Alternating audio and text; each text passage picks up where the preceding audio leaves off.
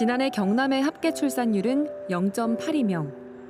경남의 가임 여성 1명이 평생 1명의 자녀도 낳지 않는다는 의미입니다.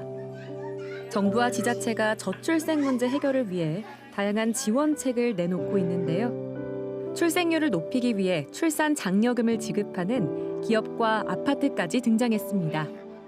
저출생 문제 해결에 힘을 보태고 있는 민간의 노력이 어떤 변화를 가져오고 있는지 그 현장 속으로 찾아가 봅니다. 이른 아침 회사로 출근하는 손병민 씨. 손병민 씨가 도착한 이곳은 의령군에 위치한 중소기업인데요. 의령군은 경남에서 처음으로 인구 2만 5천 명 선이 무너진 곳이기도 합니다.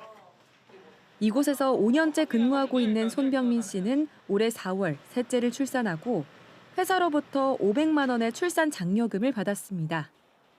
60여 명의 직원이 다니는 이 회사가 출산 장려금을 도입한 건 올해부터. 첫째 자녀는 100만 원, 둘째 자녀는 300만 원, 셋째부터는 500만 원의 출산 장려금을 지원하기로 했는데요. 의령군의 민간 기업 가운데 처음입니다. 금액이 너무 크다 보니까 생각지도 못해 커가지고 놀랬고, 재정적으로 제일 이제 걱정이 아이들 낳고 키우는데 큰데 재정적으로 좀 조금이나마 마음이 편해지고 또 힘이 되고 그런 것 같습니다. 파격적인 출산 장려금 제도에 결혼부터 출산을 장려하는 사내 분위기도 확산되고 있습니다. 저도 결혼을 생각하고 있는데 이런 제도가 있어서 더욱더 좀 생각을 더 빨리 해보도록 하겠습니다.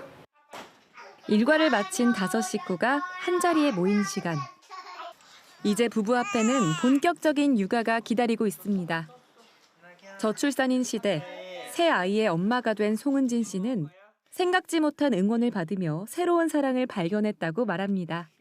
회사가 막 크거나 그런 대기업 막 이런 회사는 아니니까, 그리고 또 뭐 시골에 있고 그래서 그냥 이렇게 줄지는 생각을 못했어요. 아이들 돌보는 것도 더 잘할 것 같고 남편 회사에 대한 애사심이 좀 높아지지 않았나 그런 생각이 들었어요. 진주의 한 아파트에서도 비슷한 제도가 운영되고 있습니다. 출산 가정에 20만 원의 출산 장려금을 진주사랑 상품권으로 지원하고 있는데요. 이 제도는 한 입주민의 제안에서 시작됐습니다. 지역 사회에 조금이나마 온정을 느낄 수 있고 그런 따뜻함을 이제 전할 수 있다고 할 수 있다면 또 그런 취지로 이제 아파트 단위에서 지원을 해줄 수 있는 부분이 있을까 고민하다가 이런 안건을 내게 되었습니다. 출산 장려금이 아파트 관리비에 포함되지 않아 입주민들의 호응도도 매우 높았습니다. 아파트 관리비에 부과는 되지 않습니다. 주차료라든지 이런 게 아파트의 잡수입으로 발생을 하는데 그 돈에서 지급이 되는 겁니다. 700여 세대 입주민의 과반수 찬성으로 관리규약을 개정한 지난해 7월 이후 지금까지 혜택을 받은 입주민만 14명. 올해 출산장려금을 신청한 입주민 수는 지난해보다 2배가량 늘었습니다. 지난해 둘째를 출산한 문설란 씨는 출산장려금이 아이의 탄생을 진심으로 기뻐해주는 이웃들의 마음처럼 느껴졌다고 합니다. 저희 아이들이 환영받는 느낌?